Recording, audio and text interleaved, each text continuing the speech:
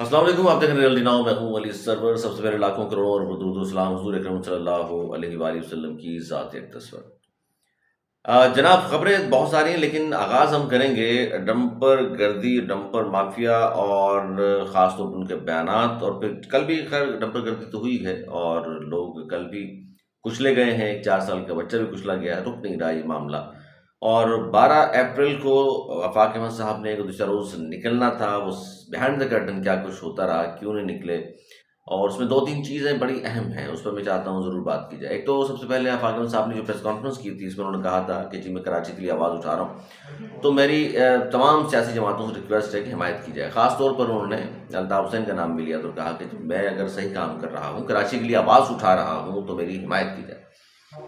हुआ ये कि जनाब 11 की रात यानी 12 शुरू होने से पहले लंदन के जो ट्विटर अकाउंट्स हैं उनसे ये कहा गया कि जनाब कराची की तंजीम जो एहतजाज करने जा रही है 12 अप्रैल को, उसकी हम हिमायत नहीं करते। अच्छा, ये बड़ी अहम चीज़ थी। बहुत सारे लोग ये सोच रहे थे कि चूँकि आफाक अहमद साहब माजी में जितनी भी प्रेस कॉन्फ्रेंस की गई है, माजी से मुराद बहुत दूर नहीं, पिछले 1 साल में, तो वो बात करते रहे हैं कि जनाब इमरान खान ने तो मुल्क पर हमला कर दिया और क्या कुछ नहीं कहा। और बहुत सारे लोग हैं जो मुल्क के खिलाफ बात करते हैं, तो उनकी माफ़ी या उनसे बातचीत हो सकती है, उनसे क्यों नहीं हो सकती, इसलिए वो इस मामले को लेकर चल रहे थे और हिमायत उन्होंने मांगी थी, जो कि उनको नहीं मिली 11 अप्रैल को। बहुत सारे लोग सोच रहे थे शायद वो हिमायत कर देंगे तो उनके लोग जो यहाँ पर हैं या नहीं हैं, जो भी हैं, अगर वो शरीक हो जाएंगे। और बहुत सारे लोग ज़ाहिर है इसमें जब मैं बात करता हूँ तो फिर क्योंकि एमक्यूएम के खुद कहते हैं लोग कि जी यहाँ उनके लोग मौजूद भी हैं, उनकी हमदर्दियाँ लोग तो वही हैं। ज़ाहिर है लोग मौजूद से मुराद ये तो नहीं है कि कोई बाहर से लोग आ गए, वही लोग हैं जो 22 अगस्त से पहले भी थे, 22 अगस्त के बाद भी कराची में रह रहे हैं। और ये एमक्यूएम की बात कर रहा हूँ, जाहिर सी बात है। अब आपने बकौल आपके कि आपने छोड़ दिया, उन्हें माइनस कर दिया, लेकिन लोग तो वही है ना, वो इधर भी खड़े हो जाते हैं, उनके जलसों में चले जाते हैं, उनकी तकरीर में सुन लेते हैं, आपके पास भी आ जाते हैं। वो इलेक्शन लड़ेंगे, हो सकता है उनके साथ भी खड़े हो जाएं। लेकिन आफाक अहमद साहब ने जब ये कहा तो बहुत सारे लोगों को उम्मीद थी कि शायद दोनों साथ, जिस तरह आफाक अहमद साहब के बारे में पहले कहा गया कि शायद एमक्यू पाकिस्तान वाले जिस तरह आए थे चलकर उनके घर डीएचए में, और लग रहा था कि शायद ये साथ चलेंगे, लेकिन उस वक्त भी हमने कहा था मुश्किल है इस तरह के साथ चलना। और अब तो फासले फिर मजीद बढ़ गए हैं। जिस तरह की प्रेस कॉन्फ्रेंस एमक्यू पाकिस्तान की जानिब से की गई, और फिर आफाक अहमद साहब भी उनके हवाले से खुलकर बात कर रहे हैं। ख़ास तौर पर ये आगे चलकर मैं बताऊँगा। अब जो प्रेस कॉन्फ्रेंस उन्होंने की उसमें उन्होंने ज़ाहिर है ख़ास तौर पर खालिद मकबूल सिद्दीकी साहब के हवाले से बहुत कुछ कहा और अपना पैगाम आप उनको समझ लीजिए कि जो कुछ भी उन्होंने प्रेस कॉन्फ्रेंस में कहा, वैसे तो प्रेस कॉन्फ्रेंस आपने देखी होगी, लेकिन हाईलाइट में कर दूंगा उनकी तमाम चीज़ों को। अच्छा, एक तो हिमायत नहीं मिली। दूसरा मसला ये हुआ कि जी एक लेटर जारी हुआ और उस लेटर के मुताबिक 144 कमिश्नर कराची ने हसन साहब ने लगा दी, नकवी साहब ने, और उसमें जवाब ये दिया गया कि जी पुलिस की तरफ से ये कहा गया है कि चूँकि वहाँ पर 9 अप्रैल को डंपर्स और वाटर टैंकर्स जलाए गए हैं, नामालूम अफराद ने, गिरफ्तारियाँ भी होके हुई हैं। उसमें बताता हूँ कि मैं 4 लोगों को उसमें से जुडिशल रिमांड पर आज जेल भी भेज दिया गया है, जो गिरफ्तारियाँ हुई हैं। तो ये कहा गया तो वहाँ डंपर, और वो स्पेसिफिक उस एरिया में, चूँकि सेंट्रल का वो एरिया है, डिस्ट्रिक्ट सेंट्रल का, तो वहाँ ये नहीं हो सकता। 144 नाफिज कर दिया और बहुत कुछ और भी ज़ाहिर चीज़ें डेवलपमेंट हो रही थी। 2 चीज़ें हो गई आफाक अहमद साहब के खिलाफ, 144 भी हो गई, हिमायत का ऐलान भी नहीं हुआ। 2 चीज़ें ये हो गई। अच्छा, तीसरी चीज़ ये हुई कि रात भर आफाक अहमद साहब के बकौल कि उनके लोगों के, उनके कारकुनान के घरों पर या उनके जो सेक्टर मौजूद हैं या दफातर मौजूद हैं, उन पर कानून नाफिज करने वालों ने छापे मारे हैं। और वो कहते हैं कि गिरफ्तारियाँ काफ़ी तादाद में उनके लोगों की हुई हैं, और उसमें फिर बहुत सारे लोगों के नाम भी सोशल मीडिया पर ज़ेर गर्दिश हैं कि ये लोग हैं जो पकड़े गए। और अब वो ज़ाहिर अदालतों में पेश होंगे या जमानतें हो जाएंगी, क्या होगा वो एक अलग कहानी है। तो ये 3 चीज़ें हुई। फिर कहा गया, एक खबर आई रात गए कि जनाब आफाक अहमद साहब के लांडी वाले घर पर भी छापा मारा गया है, या उनके बाहर जो लोग मौजूद थे, अंदर नहीं गए लोग होंगे, लोग बाहर जो लोग मौजूद थे उनको भी पकड़ा गया है। फिर वहाँ लेडीज़ के बयानात, वो जो एक खातून और 2-3 बल्कि ख़वातीन मौजूद हैं, और उन्होंने कहा कि जी हम जो हैं आफाक अहमद साहब के रिश्तेदार भी हैं, और हमारे घर के बाहर जो हमारे अजीज़ वकार वो लोग बैठे हुए थे, उनको भी पकड़ा गया पुलिस वालों ने। और तमाम चीज़ें रात में सोशल मीडिया पर चलती रहीं।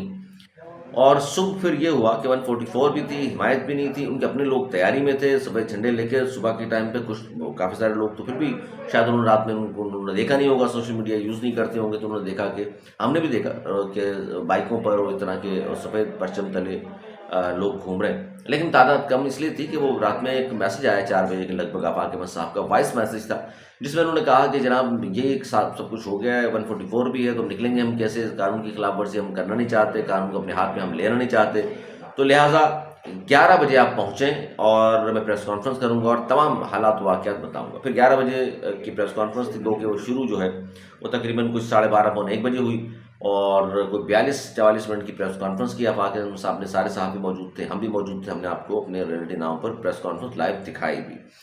اس میں آفاق احمد صاحب نے بہت ساری باتیں کی، خاص طور پر انہوں نے تنقید کی ایم کیو ایم پاکستان پر۔ اس سے پہلے بھی وہ کہہ چکے کہ ایم کیو ایم پاکستان اور پاکستان پیپلز پارٹی اور ڈمپر والے جو ہیں یہ سب ایک ہی سکے کے یہ رخ ہیں اور سب یہ ملے ہوئے ہیں آپس میں۔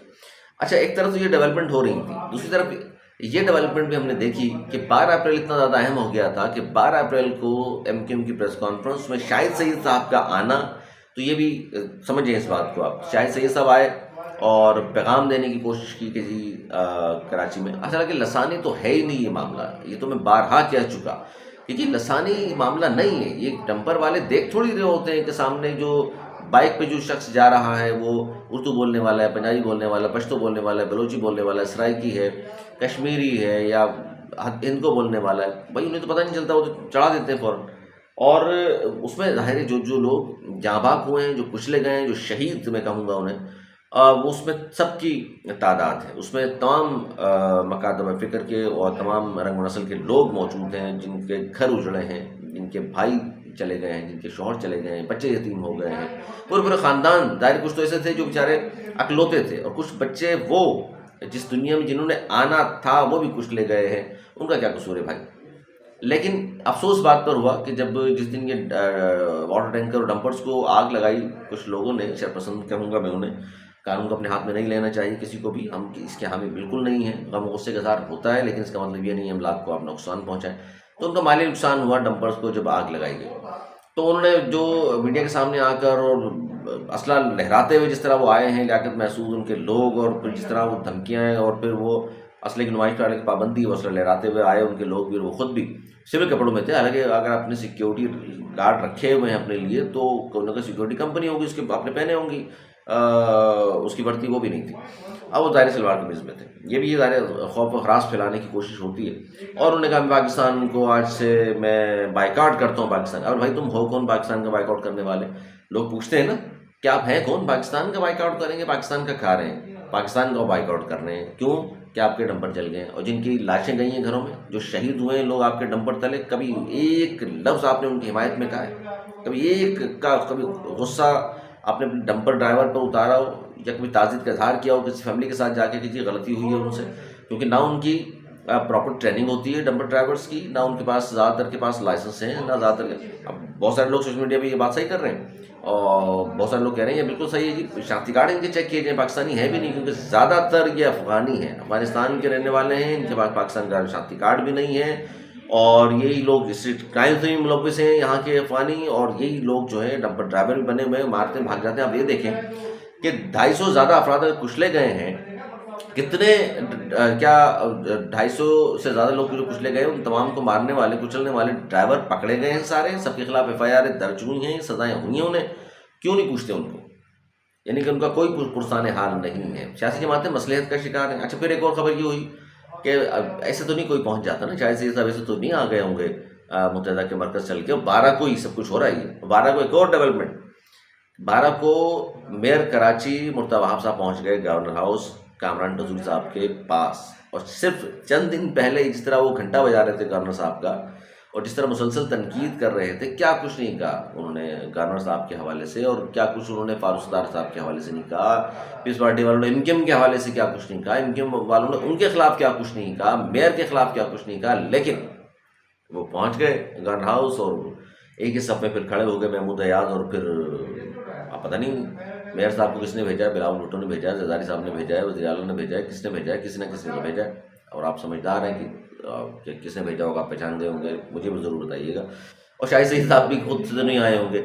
تو یہ عجیب سی کہانی اب سن لیں آپ کہ یہ آفاق احمد صاحب کا اس لیے نہیں ہو سکا، 144 لگا دی، اور دیگر معاملات ان کے کارکنان وہ کہتے ہیں پکڑے گئے، اور دوسری طرف شاہد سید پہنچ گئے، مرتضی وہاب صاحب گورنر ہاؤس پہنچ گئے، اور راوی چین لکھ رہا ہے۔ ارے بھائی آپ لوگ روز ملیں، ساتھ بیٹھیں، اچھی بات ہے، اتحاد ہونا چاہیے، مل کر آگے چلیں، لیکن پاکستان کو، کراچی کو آگے بڑھائیں نا، اور یہ ڈمپر گردی رکوائیں نا مل کر. آپ آپس میں لڑتے ہیں بھڑتے ہیں، اس کا مطلب ہے صرف آپ لوگ ایک دوسرے کو دکھاوے کے طور پر برا بھلا کہہ رہے ہوتے ہیں. میئر کراچی نے کام نہیں کیا، سڑکیں ٹوٹی ٹوٹی ہیں، گھروں میں پانی آ نہیں رہا، سیوریج کا پانی باہر جا نہیں رہا. وہ کہتے ہیں یہ تنظیم جو ہے وہ ماضی میں ہزاروں لوگوں کو مار چکی ہے. یہ ساری چیزیں پیس پارٹی والے مسلسل کہہ رہے ہیں. سید غنی نسرین کا تو آپس میں تو آپ لوگ اتنا زیادہ لڑنے بھڑنے کے بعد بظاہر لوگوں کو لگتا ہے لڑ بڑھ رہے ہیں آپ، اور پھر ایک جگہ اکٹھے بھی ہو جاتے ہیں، پھر ایک جگہ کھانے بھی کھا رہے ہوتے ہیں ساتھ بیٹھ کر، پارٹیز میں شریک بھی ہو رہے ہوتے ہیں، کچھ لوگوں کے آپس میں کاروبار بھی چل رہے ہوں گے.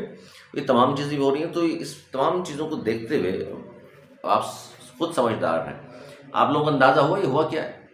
12 کو آفاق احمد صاحب کو کیوں نکلنے نہیں دیا گیا، باقی لوگ کیوں آپس میں جا جا کے ملتے رہے، حالانکہ وہاں باقی تنظیموں کے کیمپ لگے ہوئے تھے، کیونکہ آج یعنی کہ 13 اپریل کو غازہ کے حوالے سے ریلیاں بھی تھیں، سب کچھ تھا، تو ان کو الاؤ تھا، ان کو کیوں نہیں ہوا بھائی. کیا یہی بات تھی کہ ڈمپر وہاں اس مخصوص علاقے میں بھی موڑ گرد و نواح میں جلائے گئے تھے، اور وہاں ایک انٹرنیشنل ریسٹورینٹ کہہ لیجیے، انٹرنیشنل چین کا ایک ریسٹورینٹ موجود ہے، کیونکہ یہ بھی تو ہمارے یہاں ہوا ہے نا کہ میکڈونلڈ اور KFC وغیرہ بھی حملے کر رہے ہیں لوگ. یہ بھی بہت غلط بات ہے. بائیکاٹ کیجیے، مصنوعات کا بائیکاٹ کیجیے. حملے کرنے سے میرا نہیں خیال کہ کوئی اس طرح کوئی فائدہ ہو سکے گا، اسرائیل کو آپ نقصان پہنچا سکیں گے. اس طرح اسرائیل کو نقصان پہنچ سکتا ہے تو بھائی مجھے تو پتہ نہیں، لیکن بہرحال اب بائیکاٹ سے ضرور پہنچتا ہے نقصان اس کو.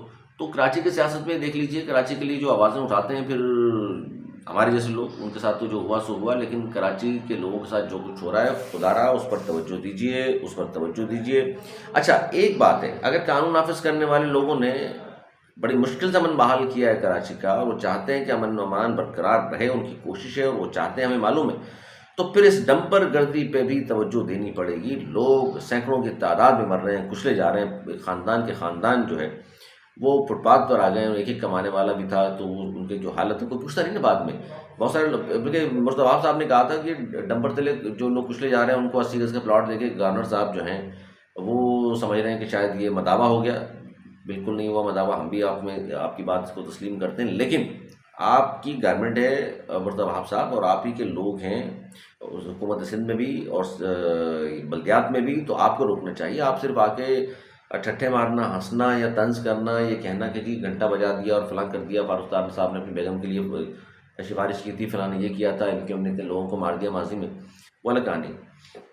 کام کریں، کام نظر آنا چاہیے. اچھا پھر جو پریس کانفرنس کی، اس میں پھر ظاہر تنقید کا، شدید تنقید کا نشانہ بنایا آفاق احمد صاحب نے MQM والوں کو، اور خاص طور پر خالد محمود صدیقی صاحب کو. تو بہت کچھ کہا کہ یہ میں بھاگنے والا نہیں ہوں، یہ تو بھاگ گئے تھے یہاں سے اور انڈیا چلے گئے تھے، اور وہاں سے پھر پاکستان واپس نہیں آئے، بلکہ پھر انڈین پاسپورٹ پر امریکہ چلے گئے. اس طرح کی بہت ساری باتیں انہوں نے دہرائیں، اور کہا کہ جناب یہ سب کچھ وہ کرتے رہے ماضی میں، اور آج مجھے کہہ رہے ہیں کہ میں بھاگ گیا. میرے پاس تو اس طرح کا کوئی میرا پچھلا ریکارڈ نہیں، لیکن MQM نے ظاہر ہے بہت کچھ کہا. اور خالد محمود صدیقی صاحب کا بھی جو انٹرویو دیا ہے انہوں نے، ایک معروف صحافی ہیں ہمارے، بہت عزیز دوست بھی ہیں، فیصل حسین صاحب، ان کو بھی ایک انٹرویو دیا. اس میں کہا جی کہ حیثیت دیکھیے کون شخص بات کر رہا ہے کراچی کے لیے، اور ڈمپر گردی پہ سیاست چمکا رہا ہے. آفاق احمد صاحب کے حوالے سے انہوں نے کہا، اور بھی بہت ساری انہوں نے باتیں کی، اپنی پارٹی کے حوالے سے بھی باتیں کی. آفاق احمد صاحب کو تنقید انہوں نے بھی شدید کی ہے. یہ سارا کچھ آپس میں کیا کچھ ہو رہا ہے جب کوئی کراچی کے حوالے سے بات کرنا شروع کرتا ہے.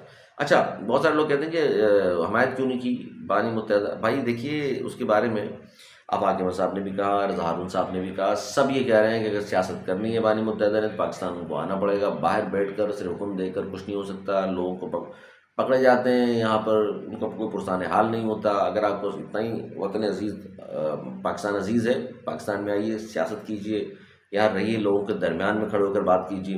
اور یہی تمام لوگ کہہ رہے ہیں کہ جناب آپ نے سیاست کرنی ہے، آپ کو ہمدردی اگر ہے یہاں کے لوگوں سے تو آئیے پاکستان میں سیاست کیجیے، پھر پتہ چلے گا آپ کو کہ جناب وہ کیا رہا ہے یہاں پر، کس طرح. کیونکہ دیکھیں اگر باہر کوئی شخص بیٹھا ہوا بھی ہے وہ اس طرح انڈرسٹینڈ نہیں کر سکتا سیاست کو. تو پھر وہ کہتے ہیں ان کے لوگ پکڑے جا رہے ہیں. بھائی تو پھر ظاہر سی بات ہے جب آپ یہاں گراؤنڈ پہ وہ لوگ موجود نہیں ہوں گے تو. اچھا پھر ایک اور بڑا کہ اہم انٹرویو ہے جس میں چلیں وہ اگلے ولاگ میں بتاتا ہوں آپ کو. تو یہ سارے سچویشن ہے، اور اس میں بہائنڈ دا کرٹن کیا کچھ ہو رہا ہے آپ خود دیکھ لیں. آفاق احمد صاحب کو دفتر کھولنے نہیں دیا گیا سینٹرل میں، اور جس شخص نے ان کو وہ گھر دیا تھا، جس سے کرایہ پھر لیا تھا، کہا جاتا ہے جی اس کو بھی شاید کیا ہوا وہ بھی آج کل غائب ہے. اور یہ مسئلہ بھی ہے سینٹرل میں دفتر کھولنا، اس کا واضح جواب نہیں دیا آفاق احمد صاحب نے. اب کیا ہوگا، کیونکہ وہ پہلے کیا گیا کنسٹرکشن ہو رہی ہے، پھر کیا گیا حالات خراب ہیں. اب پریس کانفرنس میں اس کے حوالے سے انہوں نے کچھ نہیں کہا. ہم نے بھی لیکن پوچھنے کی کوشش ان سے کی تھی چلیں اس پر بھی جو ڈیولپمنٹس ہو رہی ہیں وہ بھی میں بتاؤں گا. فی الحال تو دفتر نہیں کھل رہا ان کا, آگے جا کے کھلے گا تو وہ پھر ڈیٹ اناؤنس کرتے ہیں تو پھر میں بھی بتاتا ہوں آپ کو, اور اصل صورتحال سے بھی انشاءاللہ میں آپ کو آگاہ کرتا رہوں گا. کراچی میں جو کچھ ہو رہا ہے اللہ تعالیٰ رحم فرمائے, اور خاص طور پر دمن گردی اور جو پاکستان مخالف باتیں کرتے ہیں ان سب کے خلاف آئین و قانون کے تحت کارروائیاں ہونی چاہیے. اپنا بہت خیال رکھیے گا. میری اجازت.